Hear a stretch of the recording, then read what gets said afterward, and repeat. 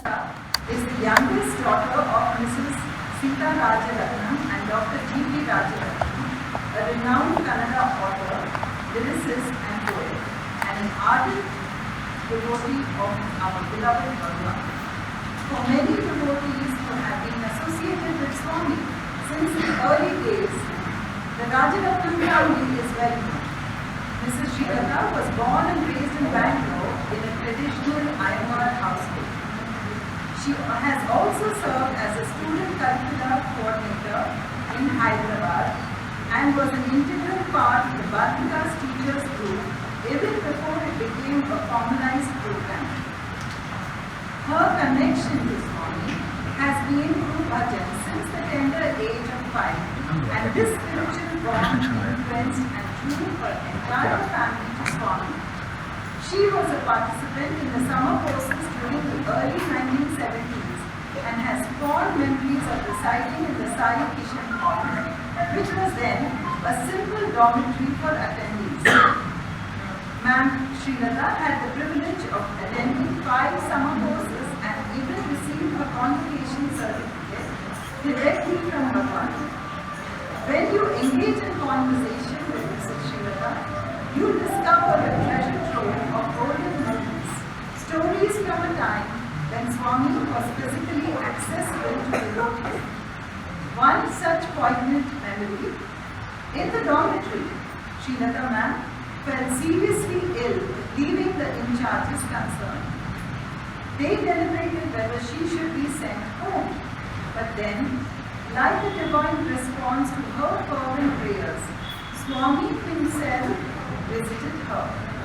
With infinite compassion, he assured Srilata ma'am that she need not leave. Instead, Mrs. Prema Beher to take care of her during the summer course.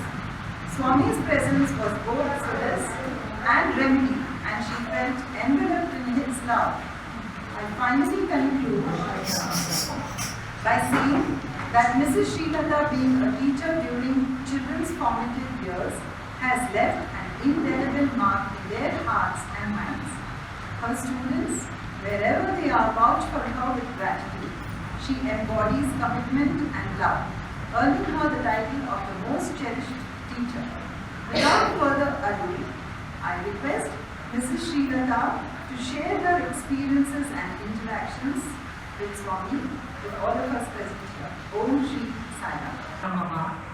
Tasmat karunya bhavena raksha raksha janardana. Other than you, I have no refuge. You are my only refuge. O compassionate Lord, with your utmost mercy, protect me. Yatraiva manomadiyam, tatraiva tavaswarupam, yatraiva shiromadiyam, tatraiva padadvayam.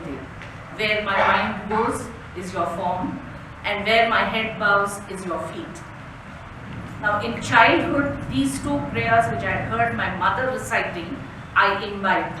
And as I grew up in my teenage years, I had the good fortune of reciting this when I took Swami's Padnamaskar once.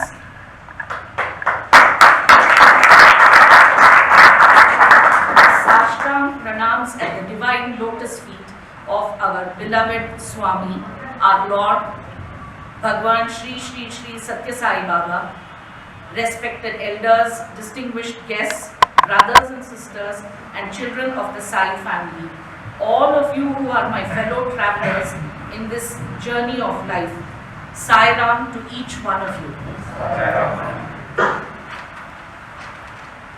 This evening too, I dedicate it with a heartfelt attitude of gratitude to Swami for giving me this opportunity. Although initially I was shy and hesitant when Shri Shastri Garu and Shri Manjunath Garu asked me if I could speak, once I consented, it has been an opportunity for me to just recall and savor the wave upon wave of memories that flooded my mind. I want to thank Swami for bringing me here to witness this glorious celebration.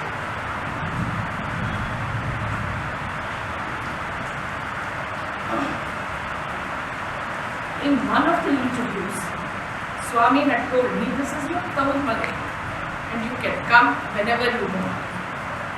I feel I have truly come home, and listening to all the bhajans, I just felt we could just continue with that same wave upon wave of the bhajans which were going on, and many of the points which the bhajans touched,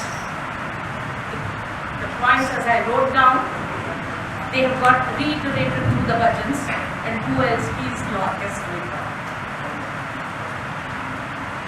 A lot has been said, a lot more to listen to, and a lot to absorb.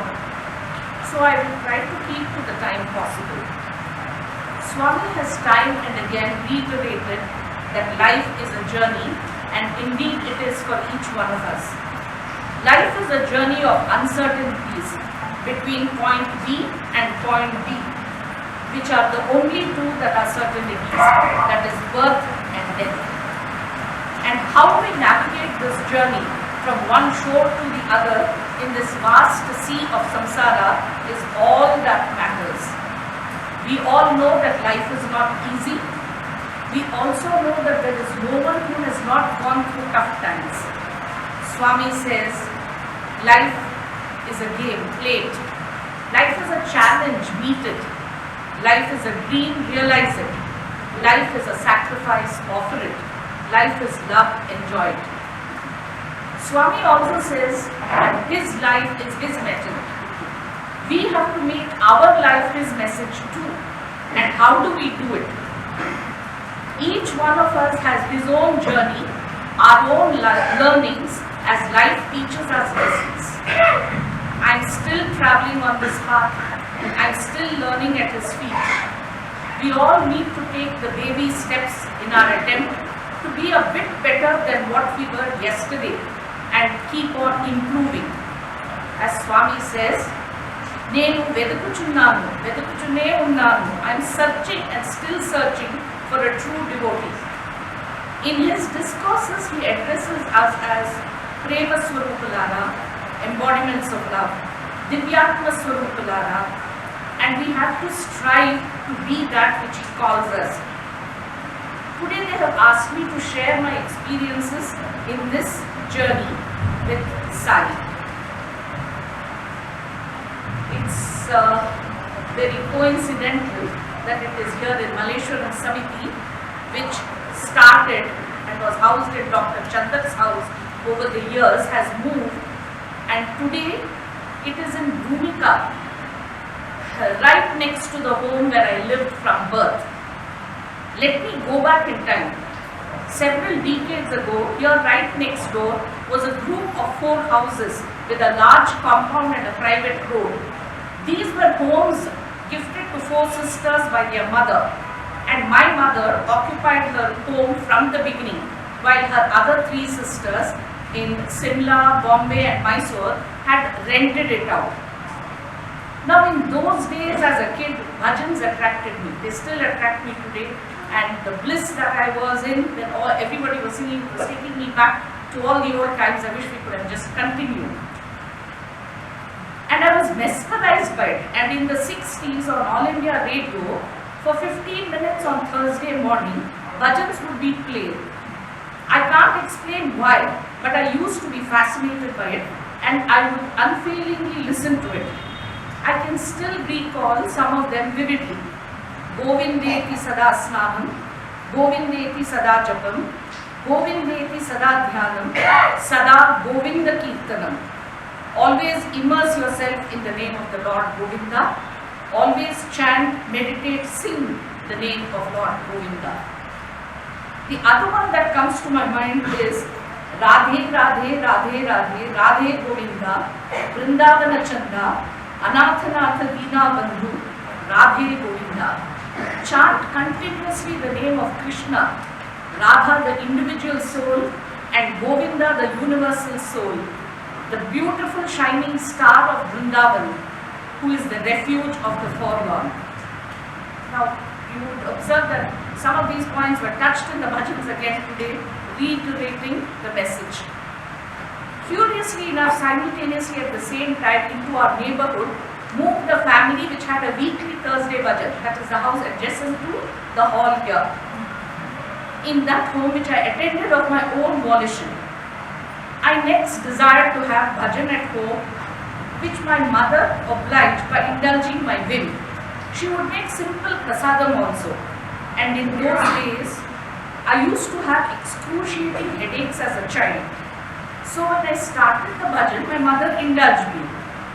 Next, I was to do 5 times daily Sai Nama Likita Japam. Please remember, in those days there was nothing which was formalized, it was still in its nascent stage. And my father, to motivate me, would also write 5 times after I did in my notebook. In the early 60s, when an elderly relative came home, she asked my mother if she could take me to Whitefield in the afternoon. Very unusual for my mother. She agreed. So that was how I visited Vrindavan for the first time at about 3:30 p.m. There were just about 4 of us. It was a Gulmohar-laden avenue and Swami's gate was closed. Swami was in the what we now call train. And we just had a very fleeting darshan of him and left for home. As in those days, Whitefield was somewhere very far and we had to go through the woods and some very uninhabited stretches. Thus began my tryst with Sai, my life's journey. My neighbor's daughter was my senior in school and she convinced my mother that she would escort me to school. Her name was Aruna Saukur, a Konkani, and she would take me to school via an old Ajji's house behind MES College.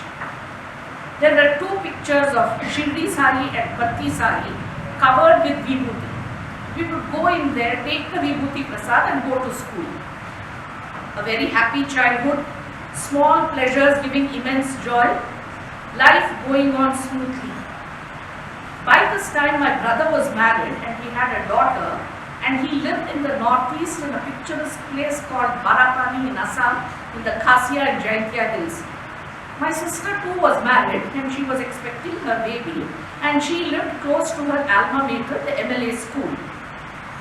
So in 1966, around the time of Dasara, which is just the festival which has just passed now, when a relative came home for lunch and stayed overnight at our home, I overheard him telling my parents that he and the driver were going to Puttaparthi the next day. There is a place in the car, why don't you come? My eyes widened with excitement, anticipation, and my eyes implored my parents to say yes. I don't know why, but I had this fascination and desire to go. Till today it is a surprise that my parents agreed. Thus I had the good fortune of going to Puttaparthi with my parents for the first time. We also had darshan, Patsparshan and Sambhashan with Swami. You can imagine, it was total bliss. Wait, let me just wind back. We left Bangalore in the morning and reached Puttaparthi by late afternoon. Now in the 60s, it was a bare Prashanti Nilayam sitting on the hot sands with trees around. We staked our claim of a place for the night, keeping our suitcase and bedding under a tree. We had heard that no one will touch your belongings. So we slept on the sand under the sky quite happily. I made no fuss and a sense of wonderment and joy. Here let me read my father's narration of this trip.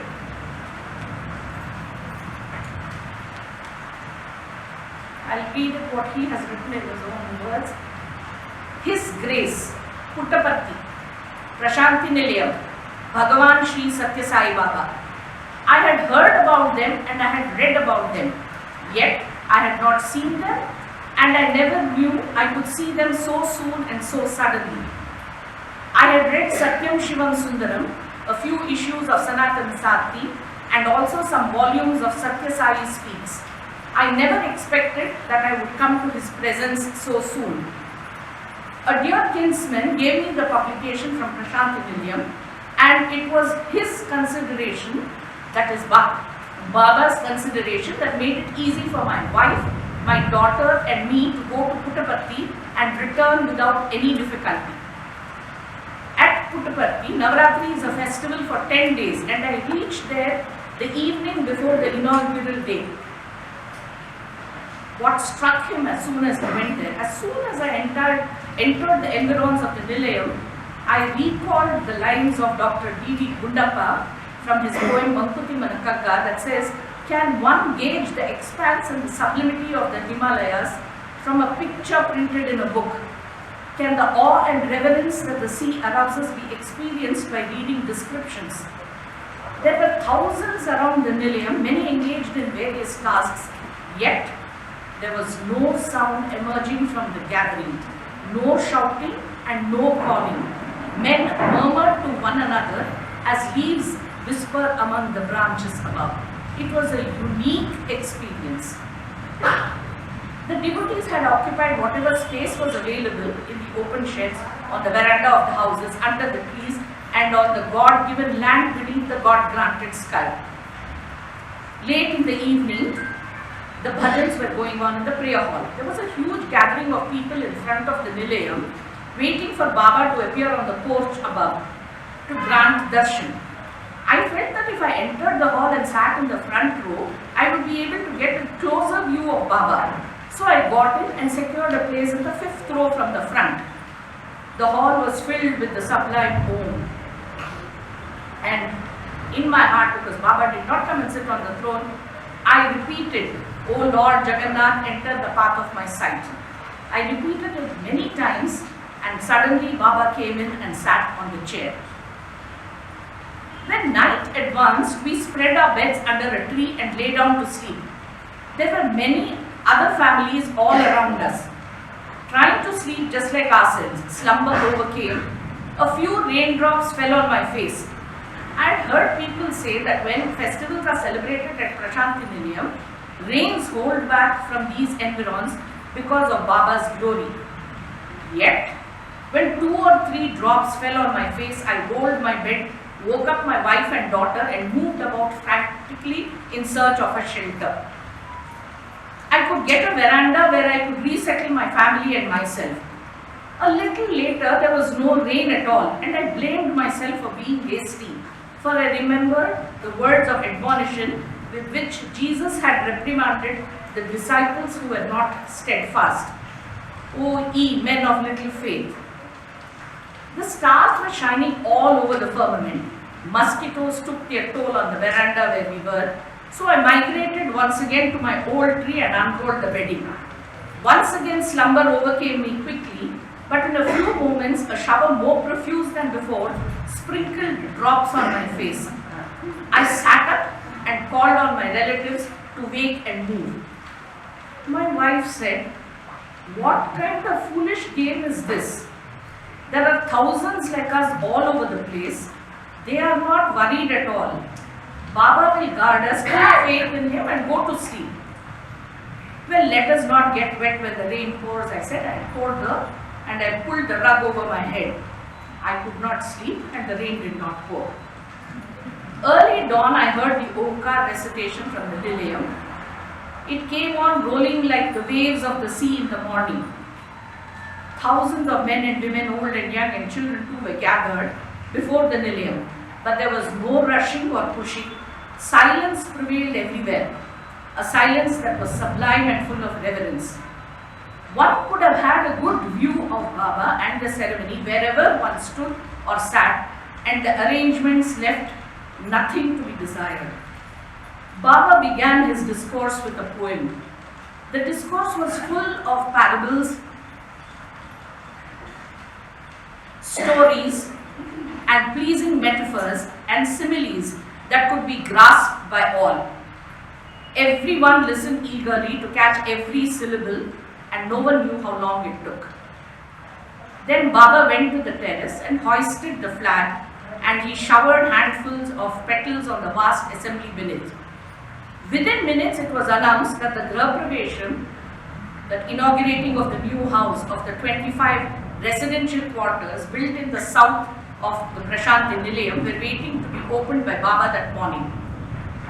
My kinsman had secured the privilege of having one built, and so he was waiting at the door of one of these, that is the very first one, with my family and me around him.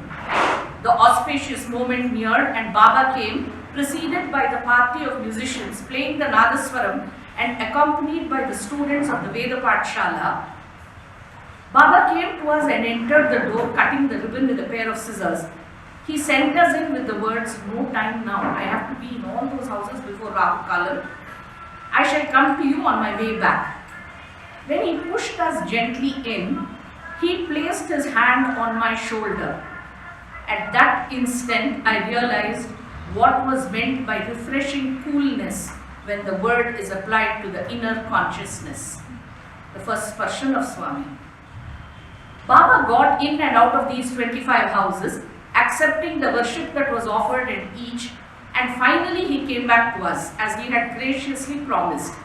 He sat on a chair that we had placed there, then saying in my heart of hearts, "I take refuge in the refuge of the worlds that has accepted this human form," my hands placed a garland around his neck. My head sunk low to his feet, and his abhayastas stroked my head when I rose. Someone placed a photograph in his hands, praying for an autographed blessing. He said later, and took it with him.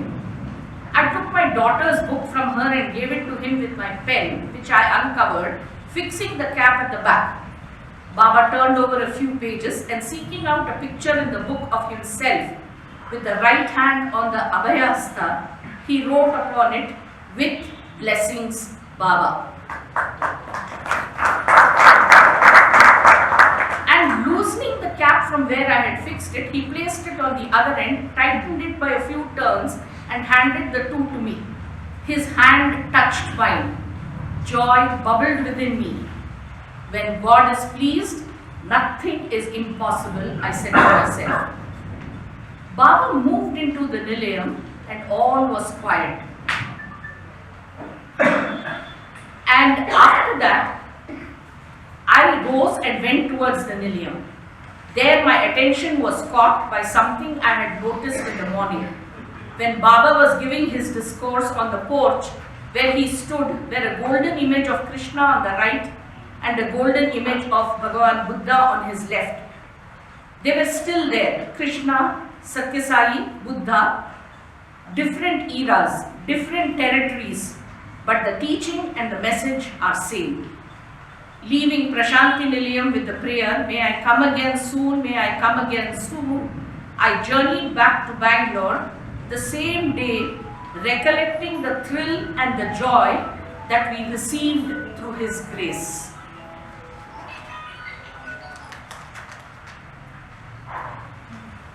After we got back to Bangalore, a few days later, my mother, who was in an excited, jubilant mood, as Swami had blessed both my father and me by placing his hand on our heads. Those days, remember I said I used to have excruciating headaches, and I had just outgrown my childhood habit or phenomenon, you can call it. If somebody teased me, I would cry and my breath would stop, my face would go blue, and I would walk around like a bhoogini. Then the house help would come and pour water on my head and my breath would come back. So she used to be concerned. My father had just then been diagnosed as diabetic, which in those days was difficult to treat. So she used to be concerned for him. But with Swami blessing us, she was convinced he will look after us and make us well. My mother, a very dignified, humble, pious and self-sacrificing lady, who constantly served others selflessly with joy, as Swami puts it, Jesus first, others next, yourself last, evinced a desire to go to this government girls' high school here in 13th Cross, 4th Main, which was opposite her parents' place. She wanted to go as Swami was coming there that evening. At first, I also wanted to go with her. But my mother said there will be too much of a crowd, and to her relief, I let her decide for me. My father dropped her there and came back home. That night, after listening to the discourse, my mother, who was a voracious reader from my father's library, narrated the evening's events. I mentioned earlier, my father, to motivate me every night, would write Sai Nama 5 times after I did in the same notebook. I also mentioned that by this time, my brother Sridhara and sister Srimathi were married and busy in their homes with their lives. So at home it was just Appa, Amma and myself. And every night my father would tell me a new story and I would go to bed only after that. Aesop's fables, Panchatantra, Hitopadesha, parables. His own creative stories, very much like your Bhavika's classes. My mother encouraged bhajan at home, very much like your weekly bhajan. And towards the end of 1966, a very peculiar thing happened. Whenever I happened to be in the kitchen, and especially when I sat down to eat, and while my amma served, I used to have a vision. Just on top of my head to the right side, I would sense a light whirring. And when I looked up from the corner of my eyes, I saw a light blue mandap, which I thought was heavenly. And in this mandap, I saw Rama, Sita and Lakshmana standing. But the presence of Rama was predominant. The funny part was that if I lifted up my head, the mandap would move back and always be situated just on the right side of the top of my head. This happened quite a few times. Then in 1967 January, as I was playing around in my grandmother's house, I saw a bright circle on the massive wooden door. In the center of the circle, I saw Swami's face, smiling and showing the Abhayahasta, which denotes do not fear. Why fear when I am here? This is what Swami seemed to be telling me. It was precisely then we had a sudden jolt in the family. Pleasure is an interval between two pains, says Swami. Just like day and night, joy and sorrow alternate. This duality is the very nature of creation. My mother Sita, whom all of us took so much for granted, who toiled for all of us till her last breath, who ran the family so smoothly and seamlessly, such that we could all be joyous with no worry, not a care in the world, no responsibility, suddenly passed away. On her way to Dr. Shivram's house, she had asked my father for the meaning of a shloka. Then at the hospital where she was admitted, she asked for vibhuti from Dr. Jayama Krishna Swami, and then she passed away peacefully. This was a sudden jolt to our family, the extended family and all those who knew her. Those were the days of telegrams, no phones, no mobiles. And her own sisters with disbelief said, check the telegram, it must be wrong. It must be Srimati who had had a C-section and a 17-day-old son Srinivas. In this scenario, to cut a long story short, my sister was taken to Tumkur by her husband's family. My brother from the northeast took me in March to join a new school in a new environment. And my father, in the midst of all this, a lone sentinel. Every weekend he would go to Tumkur to console my sister and carry things for her to ensure that she had all that was needed. A verse every week from Manikangati he used to read and explain to her. Every week he would religiously write letters to me, keeping abreast of how I was faring. January to November of 1967 was a challenge for all of us. How did Appa cope? Much later he narrated how he had engaged himself in his literary and teaching activities, and how one day when he was walking down Margosa Road, he heard bhajans being sung. He stood on the pavement, heard it and felt it was soothing. That was outside Dr. Chandar's house and the new-found Malleshwaram Samithi. That's how we got into it. We as a family have a long association with the Malleshwaram Samithi from the time it was getting formulated. So today when I have been asked to speak here, it was an emotional moment and my time of expressing gratitude to this Malleshwaram Samithi. This is a great source of solace, strength and spiritual upbringing. So brothers, sisters, elders, children, fellow travelers, treasure this time and good company with the Balvika's gurus, the Balvika's children, the bhajan singers, with all the discipline, determination and dedication which each one is striving. On this day of October 20th, 2024, the AVATARHOOD day of Swami, let's remember with gratitude the treasure of the Sai family that Swami has bestowed upon us. From 1968 onwards, our family participated in bhajans wherever it took place. In Vayalikaval Nandanam's pool, in Malleshwaram, Samithi, in Kupparna's house, in Krishnadhama, who has the son Lakshman here. And this was, a very nice feast for all of us. And Swami in those days sometimes used to come all of a sudden. And in one of the Samithis, he came annually for about 7 years. Then he said, I've been coming every year, but what I need to see is there should be improvement.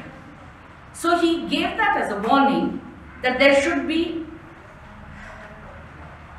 unity of thought, word and deed. So, and he also said, do good, be good, see good, this is the way to God. And he said, just attending bhajans and going away is of no use. You have to show some improvement and show some growth. And here is this Samithi, more than 60 years, like Punarjanma here in Bhoomika today, striving to stay committed to Swami's principles, code of conduct and teachings with renewed vigor. Each one of us here owe a lot to this Samithi and pray for Swami's grace to be coupled with Manushya Prayatna, the Daiva Anugraha. I think I can take a little more time. To get back to December 1967, I was back with my father. What a year that was for us. Earth-shattering, a big upheaval and such a tremendous change with the absence of the one main pillar of the family, my mother. One day my father casually told us that in 8th Cross Malleshwaram grounds, there was going to be a function. Swami was coming and Appa had also been asked to speak. And my father then left for the function. My sister and I went. We saw the huge crowd. We had no idea of what to do, where to go, and we sat in one of the blocks far away from the dais. After a while, Swami and the others entered the stage and occupied their chairs. Swami's discourse was there. Then Appa also spoke. What caught my attention was Appa's narration of a dream where he hears the enchanting music and proceeds to see the beautiful figure of Krishna, the Sai Krishna. More details about that on another day. That night after the function, Appa had gone with Dr. V.K. Gokak to his house to have dinner with Swami. The previous day apparently, Swami had mentioned at Gokak's house, Nale nam Ratnam dance ide alva. My father who was listening to this wondered, what dance? I don't dance. And now after the function at dinner, Swami came down the stairs humming a tune and asked Appa, who was transfixed, isn't this the tune that you heard in your dream? Father nodded his head and said, how the Swami? Then Swami told the others, the onlookers, Mana Ratnam dance tumba chanagittu. He then asked Appa, Nale makkalna karkondu ba. Now let me go back a little. 1967, our family was scattered, I told you. 1967, my father was alone at home, I told you. 1967, my father found solace in Malleshwaram Samithi Bhajan. Now in 1967, on the Vaikunt Samaradne of my mother, Appa had made a 4-page pamphlet to be given to all the friends and relatives who attended. Dr. V.K. Gokak was one of them. He happened to see in the pamphlet one quote of Swami which Appa had put. More details about that later. This is something to do with the tongue and detachment. Now, V.K. Gokak was Vice Chancellor at that time and residing in Carlton House, and Swami would visit him often. So he decided to invite his friend Appa, and Appa, who was alone in 1967, would go, and just like the famous thrice sessions which we all hear about, Swami in those days, amidst a small group of people, he too would sit on the carpet along with them, with both his legs tucked in on one side, and he would engage them in philosophical conversation. Now Appa, who was a teacher, Appa, who was a seeker, a Pali and Prakrit scholar, a voracious reader, was drawn in like a magnet, and he used to take down notes. Swami would encourage people to ask questions, nothing mundane, all adhyatmic, in these sessions. And there would be some moments of silence too. Swami's talks, books appealed to my father, and the whole year round he had the privilege and good fortune to immerse in Sai. So see how we got it. I got into bhajan, bhakti pulled me in. My mother was granted faith and protection of her family. My father was drawn in by the jnana, the Lord's plan, the Lord's will. He knows, he gives us solace, he gives us strength. We hadn't planned it, this was his plan. Well, to get back, Appa took us to dinner at Gopak's house, and my sister and I were standing along with the 11-month-old Srinivas, and we thought, okay, somebody is going to introduce us. We were standing when Swami came to us and told us, Ratnam Bidda Kada, Ratnam Makhlut. Both of us were stupefied. We were amazed. We had thought we would be introduced, but he knew. By the time my father hurried to tell Swami, who smiled and said, Gottu Gottu. Appa took 11-month-old Srinivas from Srimati and laid him at Swami's feet. So Swami said, Magu Magu Yatko, and blessed him. He then told Appa to bring us to Whitefield the next day, where he will see us. We went there promptly at the appointed time, and more details of that at a later date. He called us in for an interview where he spoke to each one of us personally, and we just looked at him. The omnipresent God with the ability to be everywhere all at once, the omniscient God who knows everything, the omnipotent God with ultimate power, and there is nothing he cannot do. This has been our firm belief since then through all the ups and downs of life. From then on, whenever Appa went to Whitefield or BK Gokak's home, I went along. Still in school, wearing lehenga blouse, whenever I went, Swami would call me to sit along with Appa, and he would say, Bani sir, Bani. I was privy to all the conversations with Swami in a small group. He became my source of strength, my source of joy. After the tumultuous year of 1967, it was the turn of the year of 1968, which rolled by smoothly with frequent darshan, sparshan and sabhashan of Swami. Come December, it was Appa's birthday. My brother in the Northeast, my sister in Bombay. It was just my father and me. And all his students and, those who liked his writings, they had organized for a memorable function in National College. And after that, because Swami had asked us to come, we would go to Vrindavan. Appa and I got interviews almost daily. Then Appa called us for New Year in Vrindavan, where with a small group we had dinner with Swami, and he screened a video. Details of that trip another time. 2 days later, while Appa and I were at the Malleshwaram Samithi Thursday Bhajan, the first one of 1969, Swami visited unexpectedly. From Malleshwaram Samithi, he came home and he went straight to the prayer room. He pointed to a photo and he asked, Mother, Ivattu Guruvara Tumma Santosha. He pinched Srinivas's cheek, called him Pakoda and said he is like Ratnam. He gave us all vibhuti, parsparshan. Then he told my father, who apologized for not having anything ready in the traditional way to welcome Swami. Swami put his hand on Appa's heart and said that this should be prepared is all I want. Ivattu Guruvara, I came with Ananda, Santosha, Guruvara, Guruvara. Look at our family's association with the Malleshwaram Samithi. This was just the beginning, and it grew from strength to strength over the years. Ravi, who was named by my father, he was my father's favorite grandson, and the two of them had a very deep bond, and my father always championed him. 3 years after Srinivas was born by C-section, normally the second would also be a C-section, but Ravi was by forceps. He too has his interesting close journey with Sai, and now he has homed back into Malleshwaram Samithi after all his years of travel.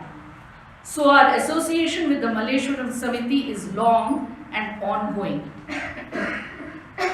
In conclusion, I would just like to make a few points.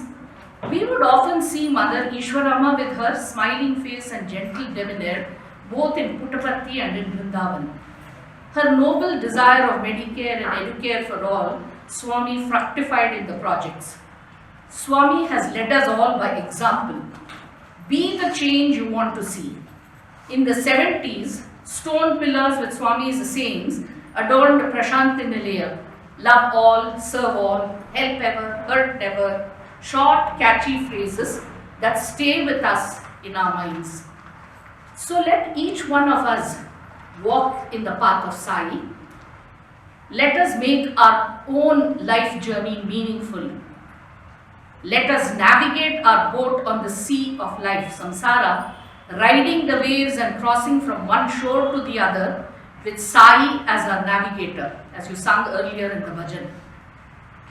Surrender yourself to God's will. He will take care of you. Have unity of thought, word, deed. Man should put the effort and do every task as a worship. Work is worship, duty is God. You have to yearn for God and earn Daiva Anugraha, divine grace. God will always be with you, in you and around you. He will take care of you. I thank each and every one of you here for patiently listening. I thank Shastri Garu and Manjunath Garu for persuading me to share my experiences. And Swami, who till 1979 I regarded as Sai, our mother, and post 1979 as Sai Baba, my mother and father. That was when my father told Swami in the interview, till now she is looking up to you as her mother. From now on, you are both her mother and father. More about this later. And after this, my father passed away in March. Till date, pre-2011 and post-2011, I still experience his parental guidance. And I pray for continued guidance from Swami by his grace and blessings. Jai Sai Ram.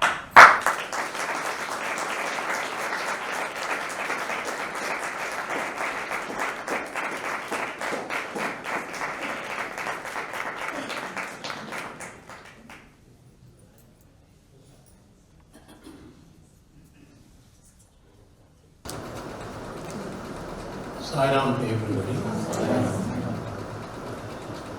Manjunath ಅವ್ರಿಗೆ ನನಗೆ ಮಾತಾಡೋದು ಬರೋದಿಲ್ಲ ಅಂತ ಗೊತ್ತಿಲ್ಲ ಅಂತ ಕಾಣುತ್ತೆ. ಆದ್ರೂ ಈ ವಂದನಾರ್ಪಣೆ ಮಾಡುವಂತ ನನಗೆ ಆ ಇದು ಜವಾಬ್ದಾರಿ ಕೊಟ್ಟಿದ್ದಾರೆ. Probably he knows that I like to listen to the sound of my own voice. That's why he has given me the responsibility. On this auspicious day of Swami's AVATARHOOD day, we are fortunate to have had Smt.Srilata with us for the satsang.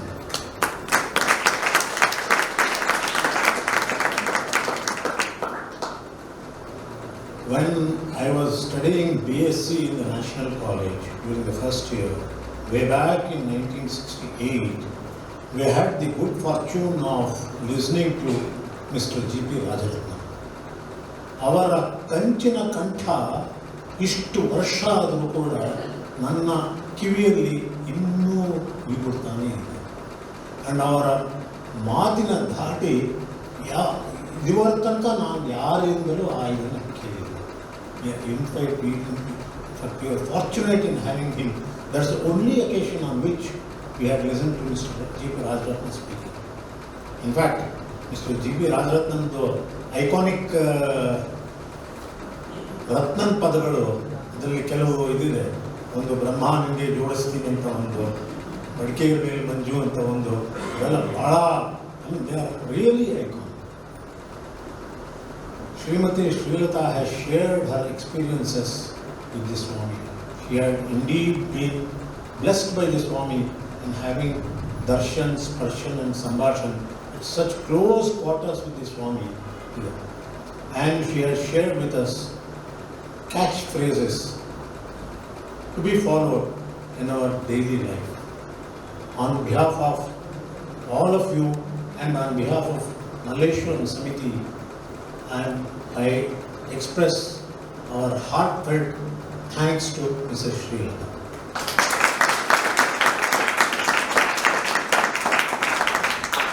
I will be failing in my duty if I don't express thanks of all of us to our divine grace, Bhagwan Sri Sathya Sai Baba, for having sent Mrs. Srilata to deliver the satsang talk today.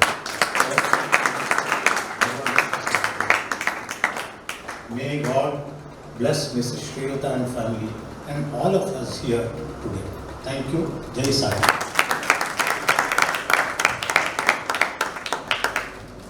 I request Srimati Neelam Pandey to come and present a bouquet to the speaker on behalf of all of us. And Mr. Pandey to present. ನೋಡಿದ್ದೀರಾ ಇನ್ನೊಂದ್ಸತಿ ಈ time ಪೂಜೆ ಮಾಡ್ತಾರೆ ಅವ್ರ ಕಾರ್ಯಕ್ರಮ ವರ್ಷಕ್ಕೆ ಒಂದ್ಸತಿ ಮಾಡ್ತಾ ಇರ್ತಾರೆ ಸ್ವಾಮಿ ಕಾರ್ಯಕ್ರಮ. ನಾವು ಒಂದ್ಸತಿ ನಾವು ವರ್ಷ ಕರ್ತವ್ಯ ಅಂತ ಹೇಳ್ತೀವಿ, ವರ್ಷಕ್ಕೆ 3 ಸತಿ 4 ಸತಿ ಸ್ವಾಮಿದು ಸೇವೆ ಮಾಡ್ತಾ ಇರ್ತೀವಿ. ಅವಾಗ ನೋಡಿರ್ತೀರಾ, ಈಗ ಜೊತೆಲಿ ಬಂದಿದ್ದೀರಾ ಅವರು ಏನು ಕೋಆರ್ಡಿನೇಷನ್ ಅವರೆಲ್ಲ ಇಷ್ಟು ಹೇಳಿದ್ರೆ ಜಾಸ್ತಿ ಆಗಿದೆ, ನಮಗೆ ಹೇಳೋಕ್ಕಾಗಲ್ಲ, ಟೈಮ್ ಇಲ್ಲ, ಈಗಲೇ ಜಾಸ್ತಿ ಟೈಮ್ ಆಗಿದೆ.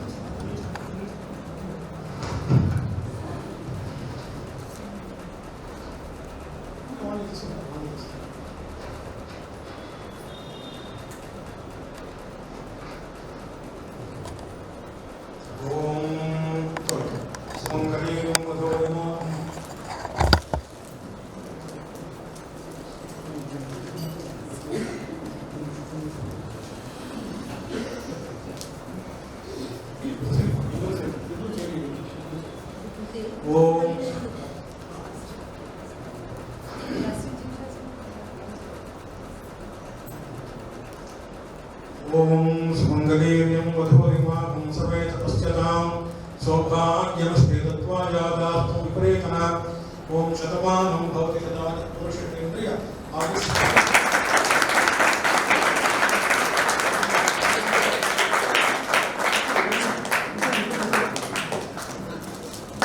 ಸ್ವಲ್ಪ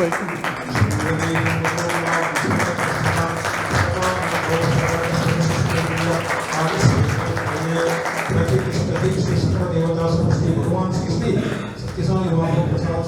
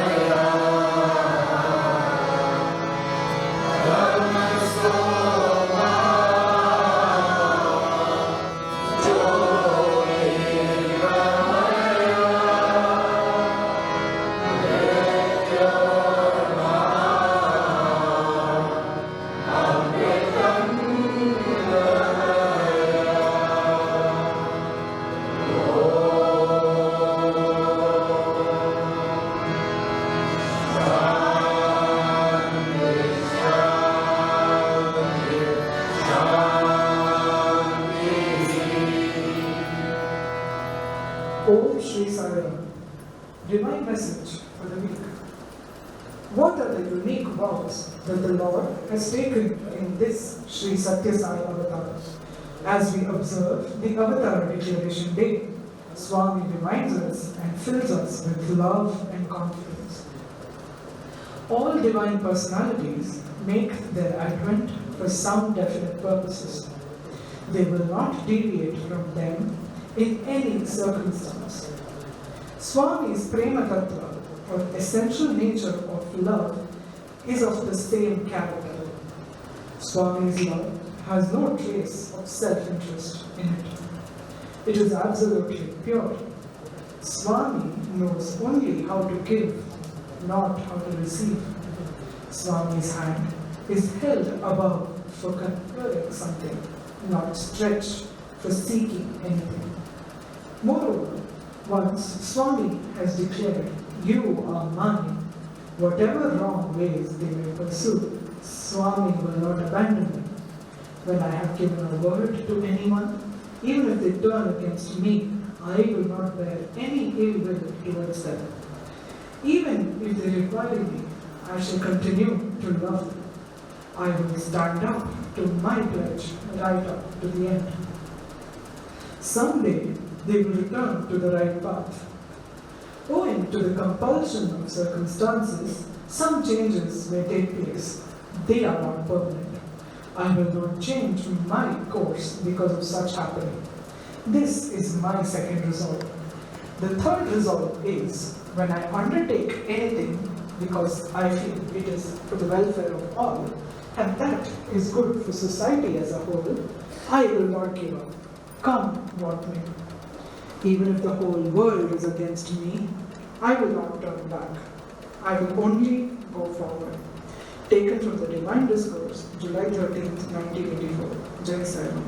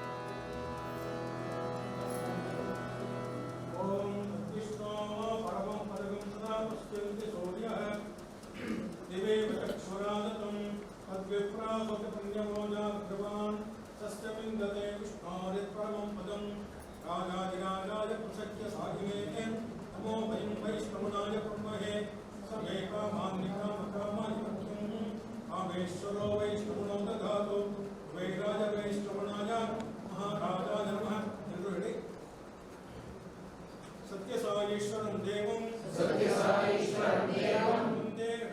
वन्देहं कामदप्रभुः लीलया विततं विश्वं येन तस्मै नमो नमः।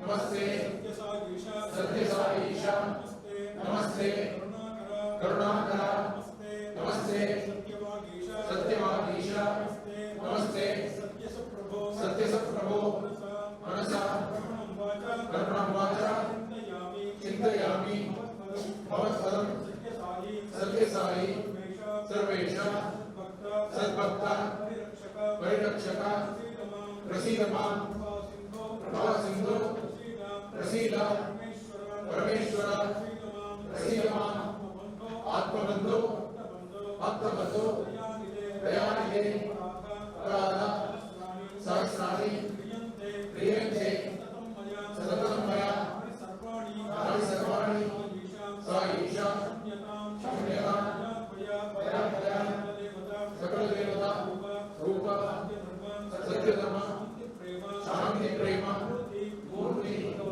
भगवतः भगवान श्री श्री सत्यसाई बाबा देवता यो नमः। वेदोक्त पुष्पाणि समर्पयामि। ओम ज्ञानी बांधव भक्तानि जन्माद्यर्पणाच आनतानि विष्णुके प्रदक्षिणं प्रयते प्राप्तो हम प्राप्त कर्माणा प्राप्तात्मा प्राप्त संभवः राजिमां कृपया देव शरणागत वत्सल अन्यथा शरणं नास्ति ममेव शरणं मम तस्मात् कारुण्यवशो साईश्वर देवता श्री भगवान श्री सत्यसाई बाबा देवता पुनः आपको नमस्कारं समर्पयामि। परमं पवित्रं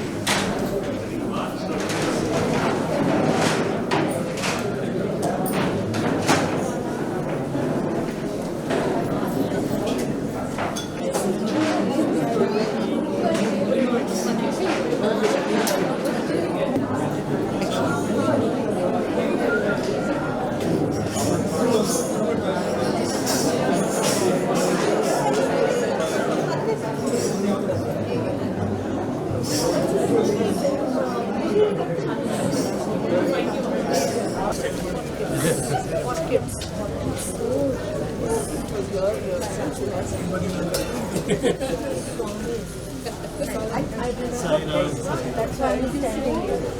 Kids are giving. She is also one more Aditi.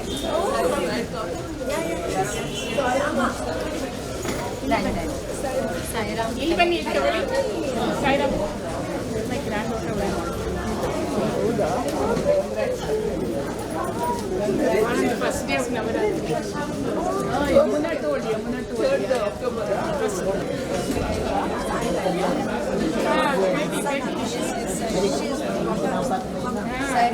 Our daughter is